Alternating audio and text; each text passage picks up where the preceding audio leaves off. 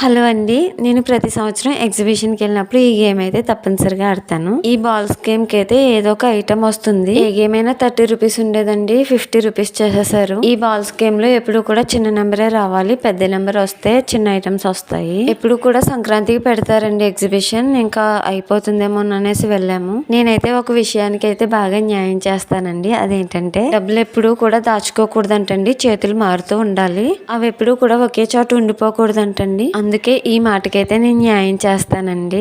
నేను కావాలని అయితే చేయనండి, అప్పుడప్పుడు అలా జరిగిపోతాయి అంతే. అందుకే బయటకు వెళ్ళినప్పుడు లిమిట్ గానే పట్టుకు వెళ్ళాలి. డబ్బులు 100, 200, 500 ఏదైనా సరే తిరిగి చేంజ్ అయితే ఇంటికి రాదనమాట. ఇంకా గేమ్ విషయానికి వస్తే ప్రతి సంవత్సరం కూడా బొట్టు వచ్చేది. ఈసారి బట్టలు ఉతికే బ్రష్ వచ్చిందనమాట. అది వద్దని చెప్పి క్లిప్స్ అయితే తీసుకున్నానండి, బట్టలకు పెట్టేవి. ఆల్రెడీ నా దగ్గర 2 ఉన్నాయి, వద్దని చెప్తే వాళ్ళే చేంజ్ చేశారనమాట. ఫుల్ వీడియో నా ఛానల్లో ఉంది, చూసేయండి. Like and subscribe. By by.